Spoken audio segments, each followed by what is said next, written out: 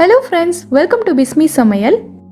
இன்றைக்கி நம்மளோட வீடியோவில் எல்லாருக்கும் யூஸ்ஃபுல்லாக இருக்கிற மாதிரி டெய்லி தேவைப்படுற கிச்சன் டிப்ஸ் தான் பார்க்க போகிறோம். இந்த டிப்ஸ் எல்லாத்தையும் நீங்கள் தெரிஞ்சு வச்சுக்கிட்டிங்கன்னா உங்களோட டெய்லி வேலைகள் எந்த பிரச்சனையும் இல்லாமல் ரொம்ப ஈஸியாக முடிஞ்சிடும். என்னென்ன டிப்ஸுங்கிறத நம்ம இப்போ பார்க்கலாம். நீங்கள் அதிகமாக பிரியாணி செய்வீங்க, நிறைய நான்வெஜ் ரெசிபி செய்வீங்க அப்படின்னா இந்த டிப் உங்களுக்கு ரொம்ப ரொம்ப யூஸ்ஃபுல்லாக இருக்கும். நம்ம சமைக்கும் போது இஞ்சி பூண்டு விழுது சேர்த்து வதக்கணும்னா அது பாத்திரத்தோட அடியில் ஃபுல்லாக நல்லா ஒட்டிக்கும். ஒரு 30 செகண்ட்ஸ் கவனிக்காமல் விட்டாலே போதும், பாத்திரத்தில் அங்கங்கே நல்லா ஒட்டிட்டு அடி பிடிச்ச மாதிரி ஆயிரும். ஸோ அந்த மாதிரி பாத்திரத்தில் ஒட்டாமல் வர்றதுக்கு என்ன பண்ணலான்னா, இஞ்சி பூண்டு விழுது சேர்த்து ஒரு 2 செகண்டுக்கு மட்டும் வதக்கிட்டு கூடவே கொஞ்சமாக உப்பும் சேர்த்துருங்க. கூடவே நம்ம உப்பு சேர்த்து வதக்குறதுனால இது பாத்திரத்தில் ஒட்டாது. ஒரு 2 நிமிஷத்துலேயே பார்த்தீங்கன்னா இஞ்சி பூண்டு விழுது நல்லா வதங்கிடும். நான் காட்டுறேன் பாருங்கள், கொஞ்சம் கூட அடிப்பிடிக்கவே இல்லை, இவ்வளோ சூப்பராக வந்திருக்கு பாருங்கள். இந்த மெத்தடை நீங்களும் ட்ரை பண்ணி பாருங்கள், ரொம்பவே யூஸ்ஃபுல்லாக இருக்கும். இந்த மாதிரி கத்தரிக்காயெல்லாம் நம்ம கட் பண்ணிட்டோன்னா உடனேவே நம்ம தண்ணியில் போட்டுறணும், இல்லைன்னா கருப்பாயிடும். இது நம்ம எல்லாருக்குமே தெரிஞ்ச விஷயம்தான். ஆனால் கட் பண்ண கத்திரிக்காயை நம்ம ரொம்ப நேரத்துக்கு தண்ணியிலேயே போட்டு வச்சுருக்க முடியாது. ரொம்ப நேரத்துக்கு விட்டுட்டாலும் கத்திரிக்காய் ஒரு மாதிரி கருப்பாயிடும். ஸோ அந்த மாதிரி ரொம்ப நேரத்துக்கு கருப்பாகாமல் இருக்கிறதுக்கு நம்ம என்ன பண்ணலாங்கிறத பார்க்கலாம். கத்திரிக்காயை கட் பண்ணி போட போகிற தண்ணியில் இந்த மாதிரி கொஞ்சமாக பால் சேர்த்துக்கலாம். காய்ச்சின பாலாக இருந்தாலும் ஓகே தான், காய்ச்சாத பாலாக இருந்தாலும் ஓகே தான். இந்த மாதிரி கொஞ்சமாக ஒரு 2 டீஸ்பூன் அளவுக்கு சேர்த்தா போதும். இந்த தண்ணியில் நீங்கள் கத்திரிக்காயை கட் பண்ணி போட்டிங்கன்னா கத்திரிக்காய் ரொம்ப நேரத்துக்கு கருத்து போகாமல் ஃப்ரெஷ்ஷாகவே இருக்கும். நீங்களும் ட்ரை பண்ணி பாருங்கள். நம்ம வீட்டில் இந்த மாதிரி நிறைய வெண்டைக்காயெலாம் வாங்கிட்டோன்னா இது ரொம்ப நாளைக்கு ஸ்டோர் பண்ணி வச்சு யூஸ் பண்ண முடியாது. மற்ற காய்கறிகளை கம்பேர் பண்ணும்போது வெண்டைக்காய் ரொம்ப சீக்கிரமாக கெட்டு போயிடும்.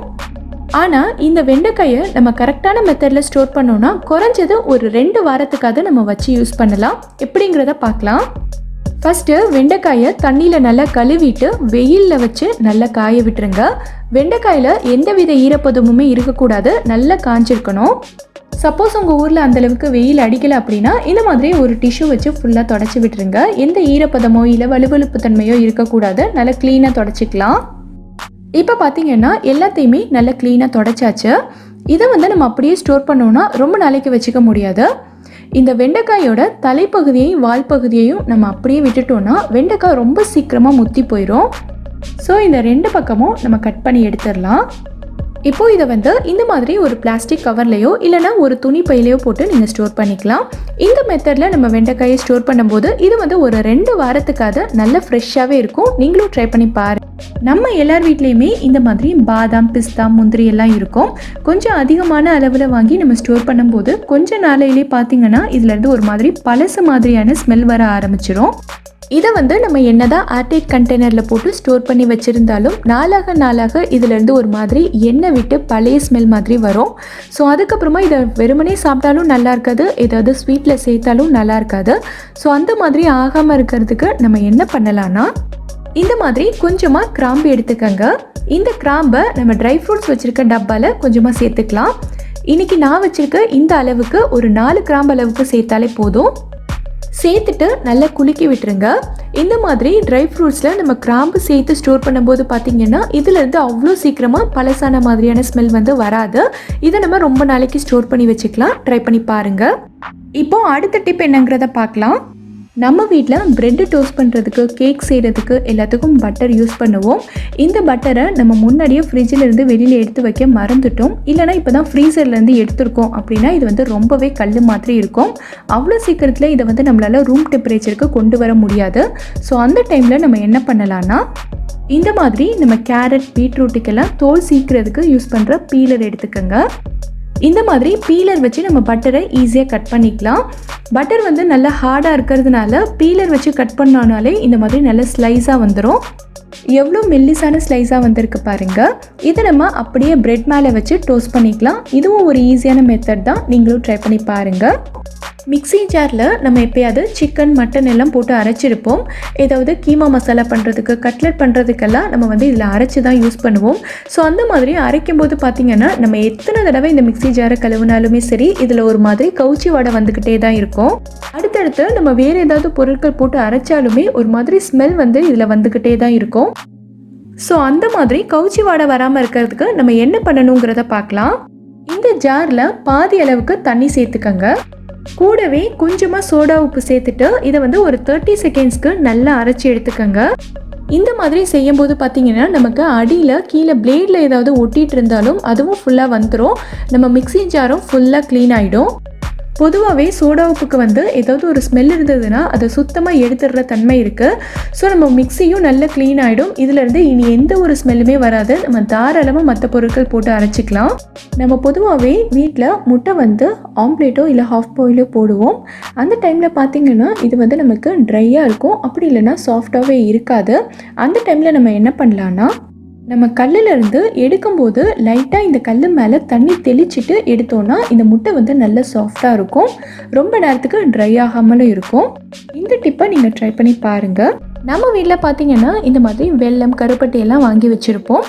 கொஞ்சம் நாளாயிட்டாலே பார்த்தீங்கன்னா இந்த வெல்லத்து மேலே ஒரு மாதிரி ஃபங்கஸ் ஃபார்ம் ஆன மாதிரி இருக்கும். ஏதாவது எறும்பு வந்துட்டாலும் இந்த வெல்லம் வந்து ஃபுல்லாக ஓட்டையாகிடும். அது மட்டும் இல்லாமல் நம்ம ஸ்டோர் பண்ணுற டப்பாவில் ஏதாவது ஈரப்பதம் இருந்தாலும் இந்த வெல்லம் ஃபுல்லாகவே ஃபங்கஸ் ஃபார்ம் ஆகிட்டு டக்குன்னு கெட்டு போயிடும்.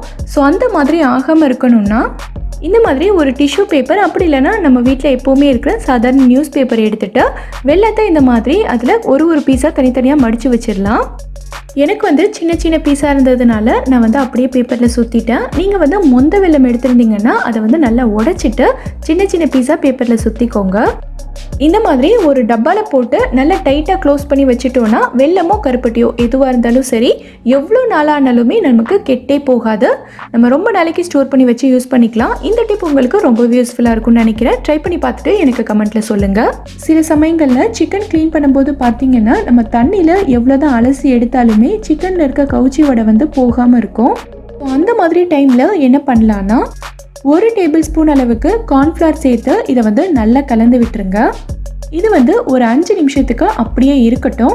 5 நிமிஷத்துக்கு அப்புறமா நம்ம கழுவி எடுத்தோம்னா அந்த கவுச்சி வடை சுத்தமாக வராது. அடுத்து நம்ம எப்பயும் போல் இந்த சிக்கனை சமைச்சிக்கலாம். இந்த டிப் என்னன்னு பார்க்கலாம். சில சமயங்களில் முட்டையை உடைக்கும் போது இந்த மாதிரி கீழே கொட்டிடும். அப்படி இல்லைன்னா நம்ம முட்டையை கை தவறி கீழே போட்டுட்டாலும் முட்டையோட ஸ்மெல் வந்து நம்ம எவ்வளோ தான் க்ளீன் பண்ணாலும் போகவே போகாது. அந்த மாதிரி டைமில் நம்ம என்ன பண்ணணும்னா, டக்குன்னு உப்பு எடுத்து முட்டை மேலே இந்த மாதிரி ஃபுல்லாக தூவி விட்டுருங்க. இந்த உப்பு வந்து இது எல்லாத்தையும் அப்சர்வ் பண்ணிடும். ஸோ க்ளீன் பண்ணுறதுக்கும் நமக்கு ஈஸியாக இருக்கும். முட்டையோட ஸ்மெல் சுத்தமாக வராது.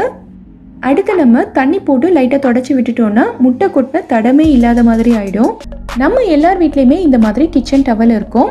கிச்சனில் மேடை துடைக்கிறதுக்கு, சூடான பாத்திரம் இறக்கிறதுக்கெல்லாம் நம்ம இதுதான் யூஸ் பண்ணுவோம்.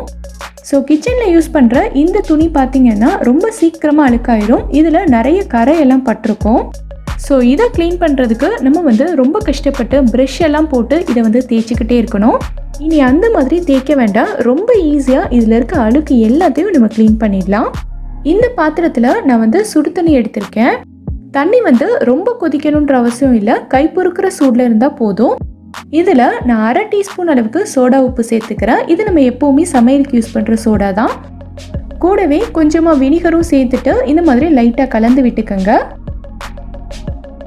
இப்போது இந்த தண்ணியில் நம்மளோட கிச்சன் டவலை ஒரு 15 நிமிஷத்துக்கு நல்லா ஊற விட்டுருங்க.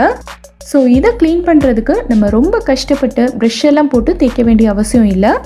இதில் நம்ம சேர்த்துருக்க சோடா உப்பும் வினிகரும் இந்த கிச்சன் டவலில் இருக்க அழுக்கு கரை எல்லாத்தையும் ரொம்ப ஈஸியாக வெளியில் எடுத்துரும். ஒரு 15 நிமிஷத்துக்கு அப்புறமா இதை இந்த மாதிரி கையாலேயே நல்லா கசக்கி விட்டுட்டிங்கன்னா இதில் இருக்க அழுக்கு எல்லாமே வெளியில் வந்துடும்.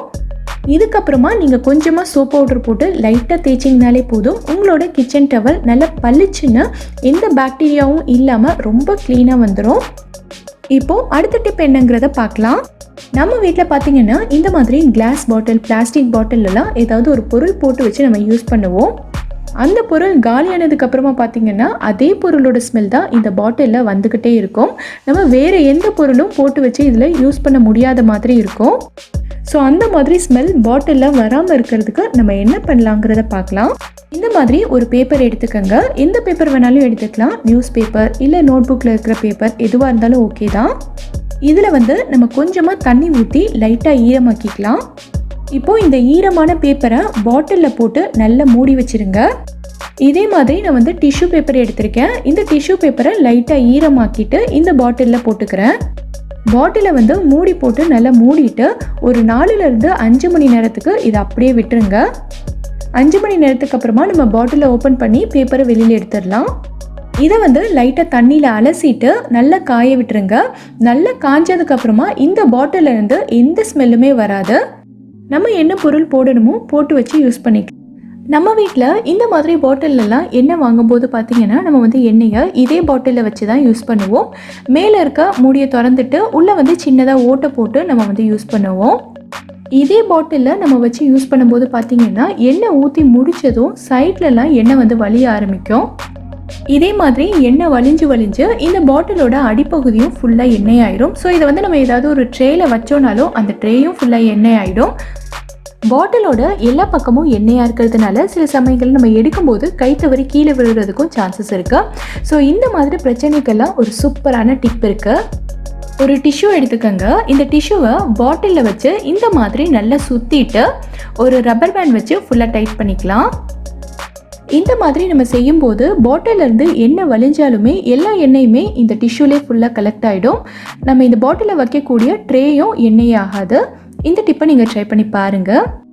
நம்ம வீட்டில் பார்த்தீங்கன்னா இந்த மாதிரி நிறைய சிசர்ஸ் இருக்கும். இந்த சிசர்ஸ் எல்லாம் நம்ம ரொம்ப நாளைக்கு யூஸ் பண்ணாமல் வச்சுட்டோம்னா இது வந்து மறுபடியும் நம்ம எடுத்து யூஸ் பண்ணும்போது பார்த்திங்கன்னா இது வந்து ஒரு மாதிரி ரொம்ப டைட்டாக இருக்கும். ஸோ இதை வந்து நம்ம கட் பண்ணும்போதும் பார்த்திங்கன்னா கொஞ்சம் அழுத்தம் கொடுத்து கட் பண்ணுற மாதிரி தான் இருக்கும். இது வந்து நமக்கு முன்ன மாதிரி ஃப்ளெக்சிபிளாக இருக்காது. ஸோ இந்த மாதிரி இருக்கிற சிசரை லூஸ் ஆக்குறதுக்கு நம்ம வந்து எண்ணெய் போடுவோம். ஆனால் எண்ணெய் போட்டோன்னா ஆயில் வந்து எல்லா சைட்லேயுமே நல்ல வலியும். ஸோ இந்த பிரச்சனைக்கு இன்னொரு சூப்பரான ஐடியா இருக்குது. உங்கள் வீட்டில் இருக்க பழைய சோப் ஏதாவது எடுத்துக்கோங்க. இந்த சோப்பை வச்சு சிசரோட இந்த இடத்துலலாம் ஃபுல்லாக நம்ம வந்து தேய்ச்சி விட்டுறலாம். சோப் வச்சு நல்லா தேய்ச்சிட்டு ஒரு 4-5 தடவை இந்த மாதிரி திறந்து மூடினீங்கனாலே போதும். சிசர் வந்து நல்ல லூஸாக ஃப்ளெக்சிபிளாக வந்துடும். இந்த வீடியோவில் நான் சொல்லியிருக்க எல்லா டிப்ஸுமே உங்களுக்கு ரொம்பவே யூஸ்ஃபுல்லாக இருக்கும்னு நினைக்கிறேன். எந்த டிப் உங்களுக்கு ரொம்ப யூஸ்ஃபுல்லாக இருந்ததுங்கிறத கமெண்ட் பாக்ஸில் எனக்கு சொல்லுங்கள். இந்த வீடியோ பிடிச்சிருந்தா லைக் பண்ணுங்கள். உங்கள் ஃப்ரெண்ட்ஸ் உங்கள் ஃபேமிலி மெம்பர்ஸ் கூட இந்த வீடியோவை ஷேர் பண்ணுங்கள். மறக்காமல் நம்ம பிஸ்மி சமையலுக்கு சப்ஸ்கிரைப் பண்ணிவிட்டு பக்கத்தில் இருக்கக்கூடிய பெல் ஐக்கானை கிளிக் பண்ணி அதில் ஆங்கிற ஆப்ஷனையும் செலக்ட் பண்ணுங்கள். தேங்க்யூ.